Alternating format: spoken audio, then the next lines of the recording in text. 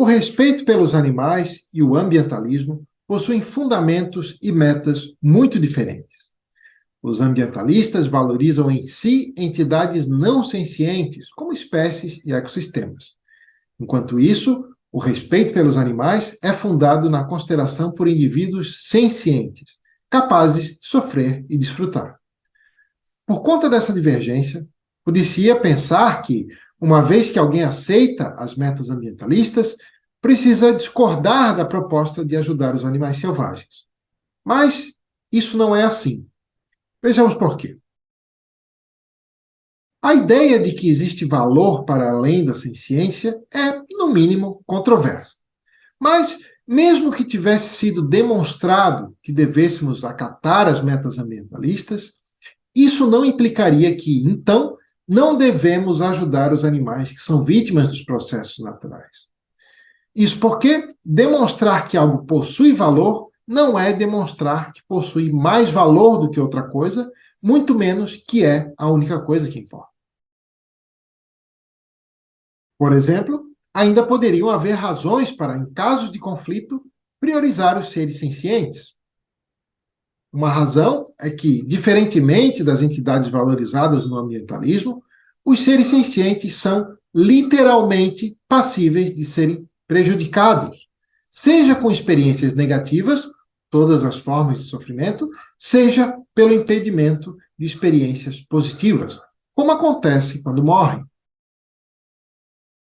Quando o que está em jogo é o bem dos humanos, isso tudo já é amplamente aceito, inclusive pelos próprios ambientalistas. Geralmente, os ambientalistas defendem que as metas ambientalistas são mais importantes do que certos interesses humanos, como interesses econômicos e recreativos. Mas não diriam que devemos largar os humanos para sofrer e morrer por conta de processos naturais.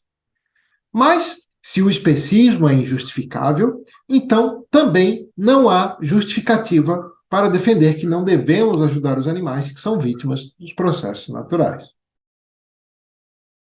Além disso, a meta de ajudar os animais e as metas ambientalistas não conflitariam em muitos casos.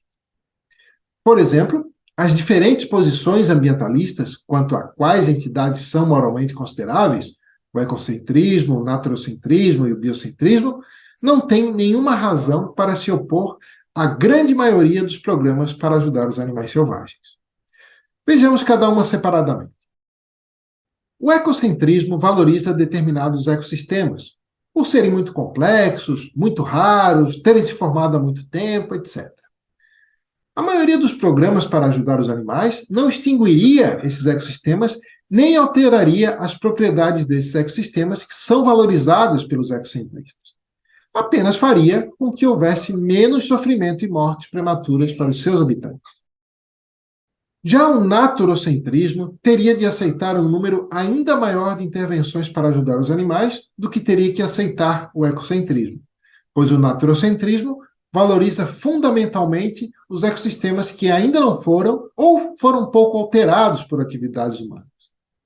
Dadas as mudanças climáticas decorrentes de práticas humanas, com exceção de talvez alguns ecossistemas nas profundezas do oceano, todos os ecossistemas já foram bastante alterados por práticas humanas. Portanto, o naturocentrismo teria que aceitar ajudar os animais em todos esses ecossistemas. Por fim, o biocentrismo valoriza o que chama de bem próprio de cada organismo vivo, senciente ou não.